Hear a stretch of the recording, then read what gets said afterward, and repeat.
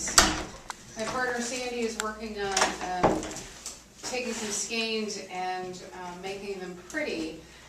We dye pretty much every Thursday. We decided to forego it today because it's just there's not enough. We just couldn't keep the pot boiling hard enough on a colder day. So you do it outside?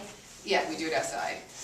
And so we've done 4 weeks of different colors. And last week we did red.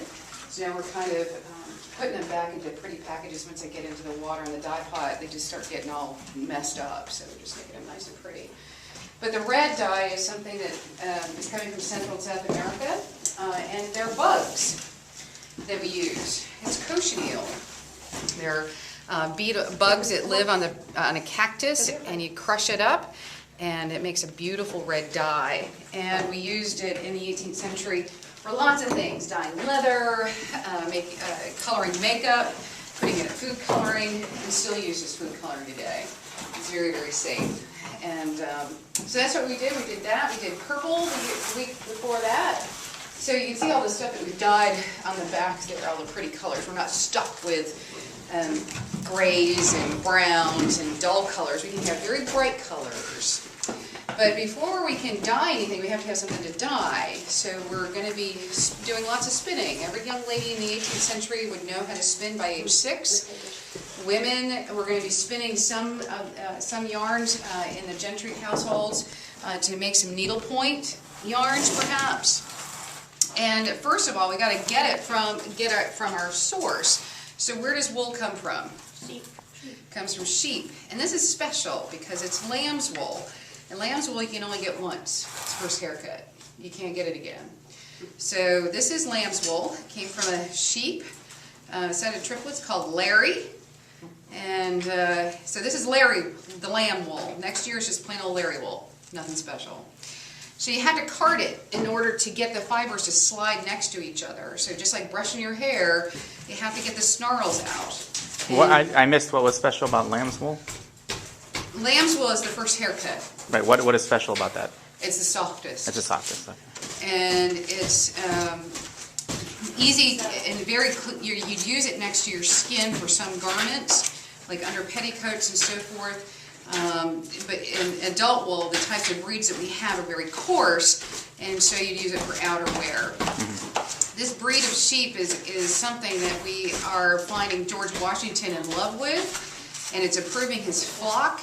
But unfortunately, England doesn't want us to have it. It's an illegal breed of sheep for us to have here because they don't want us competing with their wool industry. So once you get it carded, it comes up in a bat, which is what I've got right here. And now I'm able to spin it. Why is it competition if it's thousands of miles away? England, we are the arm or the subsidiary of, we are colony, and we are to support the realm, not to compete with it. England's economy is built on textiles, especially the wool industry, and they don't want us to trade with Portugal, France, or any other competition. So they send us breeds of sheep that are good for meat, good for milk and cheese, but the wool's not so great. So they're keeping that all in England so that we don't compete with the realm. So, but George Washington got his hands on some of these Leicester long wools, which is one of the illegal breeds, and somehow he got his hands on it and was able to successfully raise them and improve his flock. He's crossbreeding. Now this, what this machine does, it's called a Saxony Wheel. Generically, there's lots of names for this spinning wheel, and it does 2 jobs. It's going to put twist in the fiber, and it's also going to wind on the bobbin for me, so I don't have to stop and wind the bobbin by hand. So it's like it's the same kind of mechanism that your bicycle has, in that it has a drive band, and that my pedal is down here, keeping that wheel moving, and it's going to turn the spindle, which puts twist in the yarn, and this part of the drive band is going to turn my bobbin, but I can control when it takes up. And this is, with a little bit of tweaking, is what most of our thread is how it's being spun today. It's just made of metal, sits vertically, and you plug it in the wall.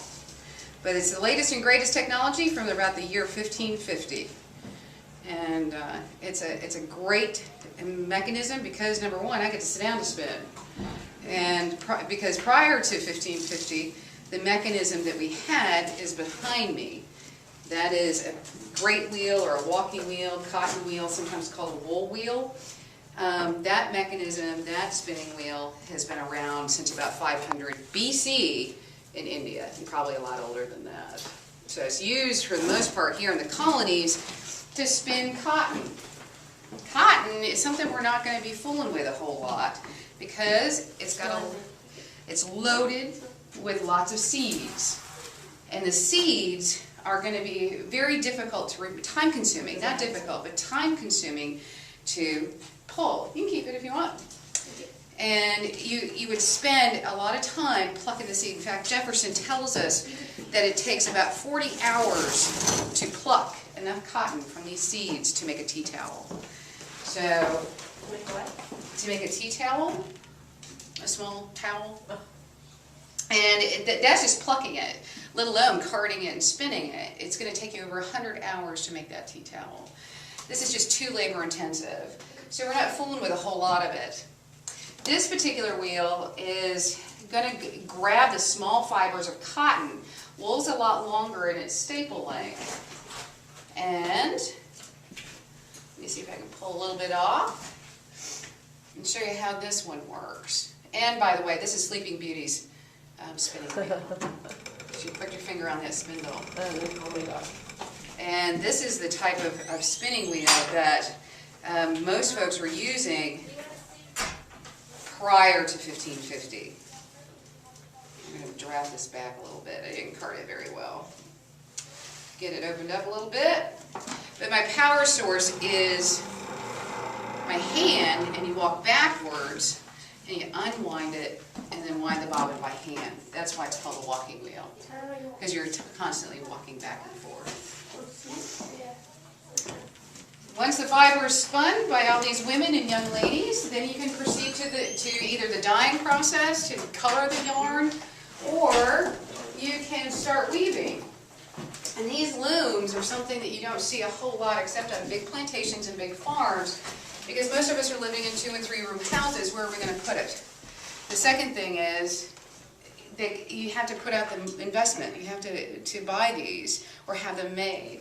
And for most folks, that's not an option. So it's like today. You can, if you want to knit a pair of socks, you have to buy the yarn, buy the knitting needles, maybe take a class. But by the time you're finished with that one pair of socks, you could have bought 10 pair cheaper. And that's what's happening in the 18th century. That we're buying the majority of our textiles, the majority of our fabrics, because it's cheaper.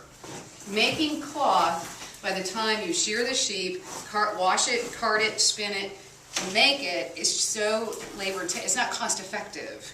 And not until we get to the Revolutionary War, then all bets are off. We lost our supply of textiles, so we had to get into the textile business really quick.